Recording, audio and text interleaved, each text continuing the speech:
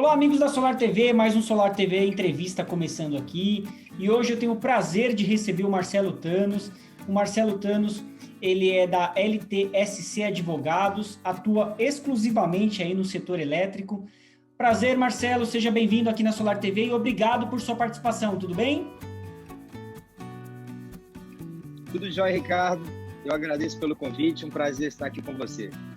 Legal. Marcelo, são muitas dúvidas aí que eu quero consultar você e que também são de vários aí integradores, trabalhadores aí no mercado de energia utilizando geração distribuída, vamos falar bem de geração distribuída. Então, a primeira questão é a tributação em geração distribuída. Eu queria que você desse uma explanada sobre esse assunto. Sim, perfeito. A geração distribuída é uma oportunidade que surgiu para o consumidor brasileiro, né, de gerar sua própria energia. Então, obviamente, foi muito bem-vindo, tanto pela ANEEL, que é a agência reguladora sobre o tema, quanto pelos consumidores, né?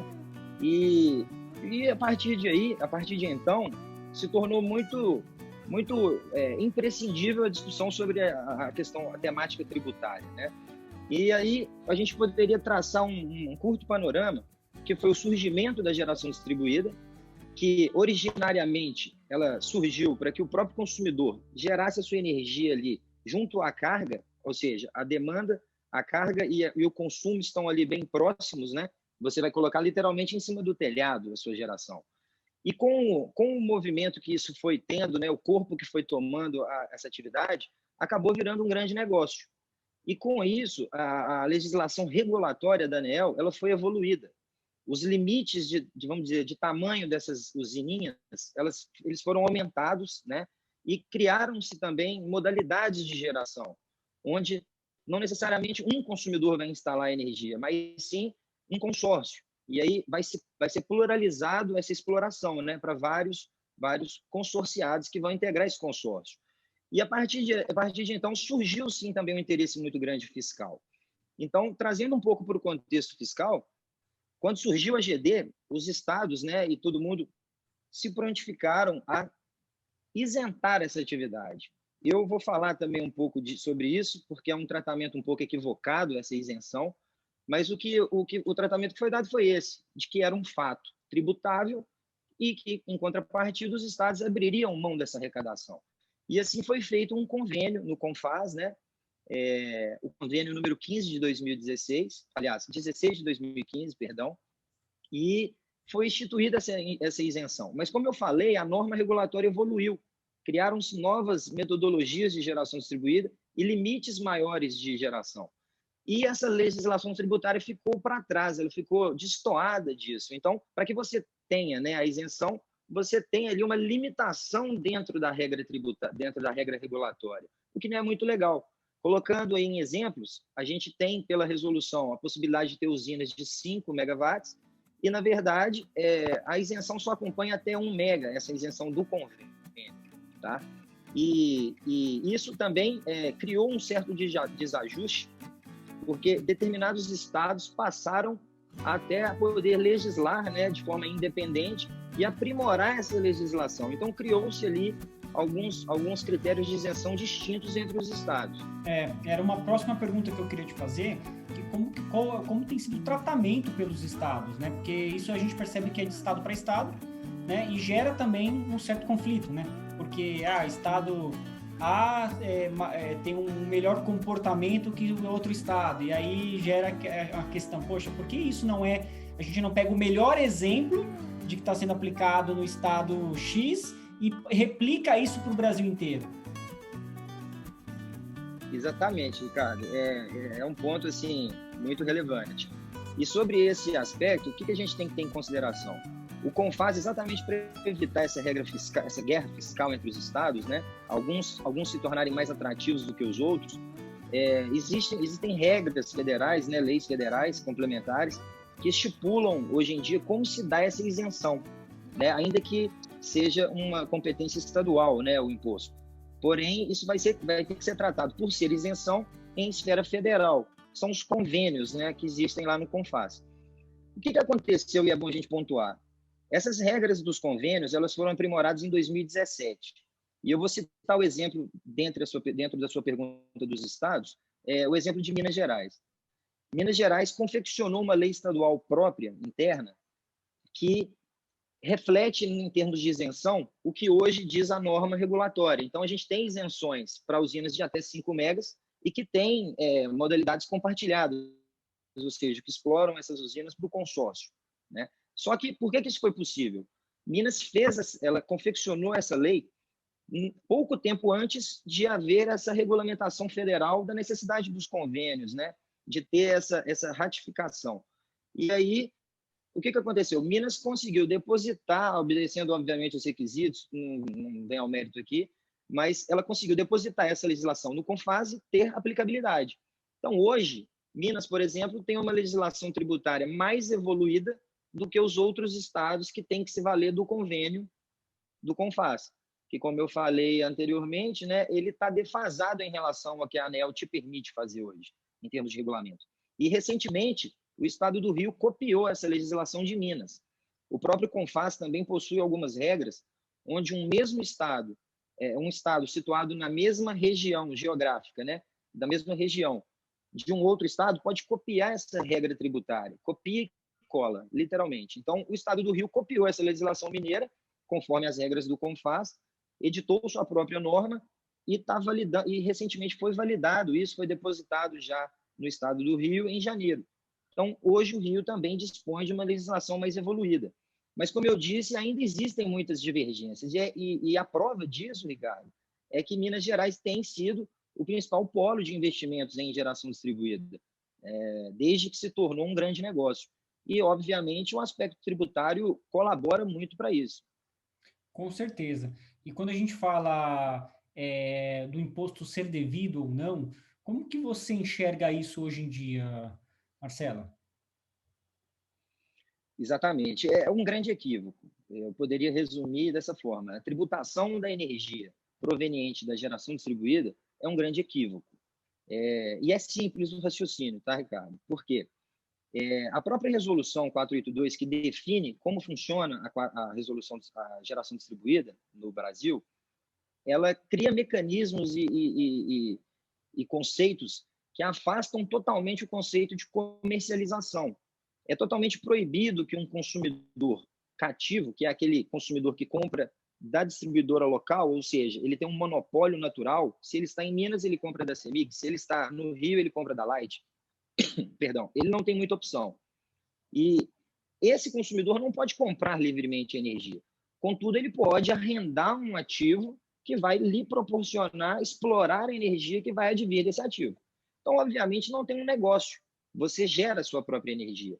E esse crédito de energia, quando ele é injetado na rede da distribuidora, para que posteriormente você o utilize, ele é cedido a título de empréstimo gratuito.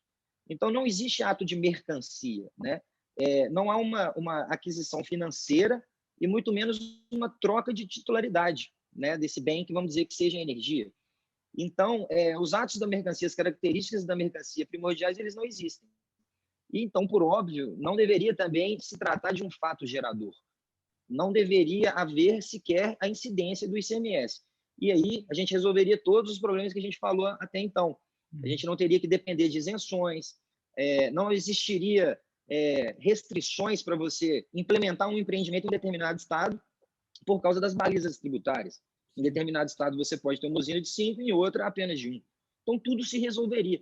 E até os próprios estados que já possuem isenção, como Minas, por exemplo, recentemente foi até editada uma nova lei, desta vez sem prazo para acabar a isenção, mas até pouco tempo atrás, no final do ano passado, a realidade é que o benefício acabaria em 2023. Em dezembro de 2022 encerraria e em janeiro de 2023 você seria tributado novamente.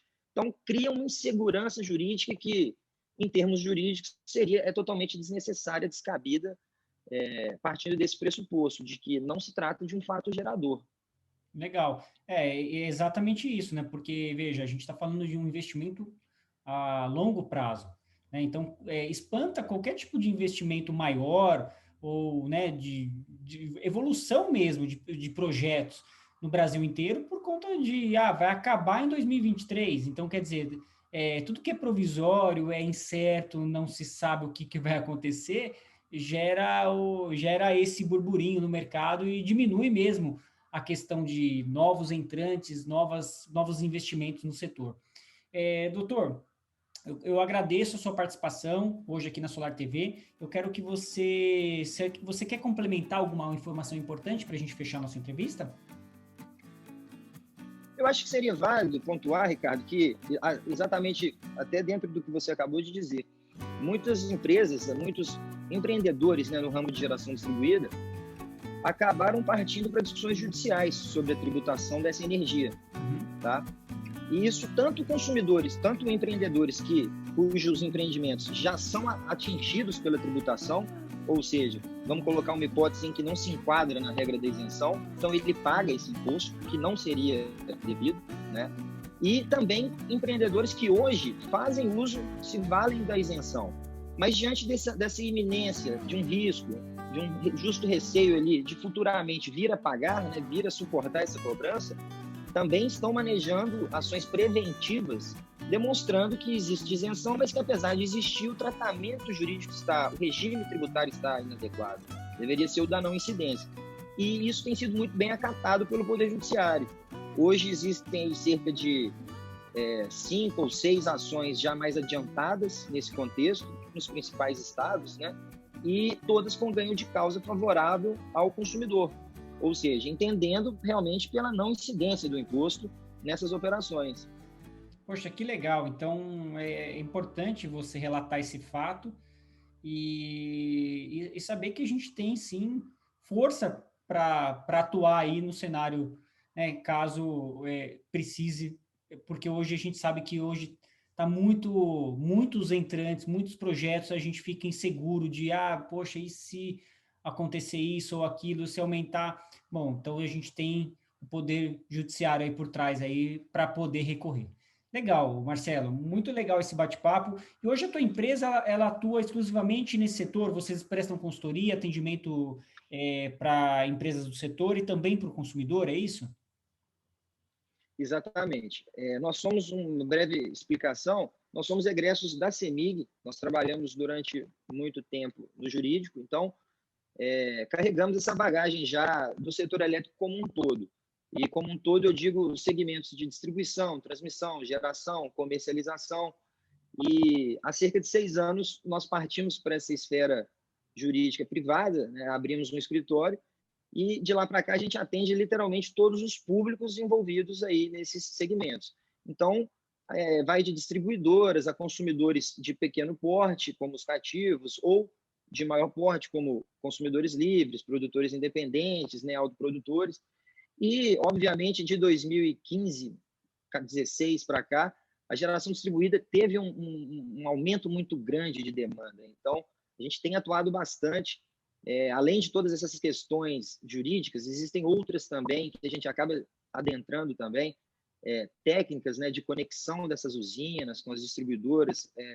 É uma regulamentação muito vasta, né, e que tem que ser plenamente observada. Então, o nosso ponto de atuação é esse, bastante focado em energia. Legal, legal, Marcelo. Tá aí, pessoal. Se você precisa de um suporte jurídico, consultem aí a empresa do Marcelo aí, que eu tenho certeza aí que vocês estarão em boas mãos aí. Marcelo, muito obrigado por sua participação aqui na TV Solar. Espero te ver em outras temáticas aqui. Você que é do mercado, tem alguma dúvida que queira trazer aqui, eu vou levar para o nosso amigo Marcelo ali também. Se você gostou desse vídeo, curta esse vídeo, se inscreva no nosso canal e nos vemos em breve aí com mais temáticas aí jurídicas aqui na Solar TV. Eu agradeço novamente o convite, Ricardo. Pode contar sempre comigo. Fico aí ao aguardo das dúvidas do pessoal e estamos às ordens. Tá certo. Até!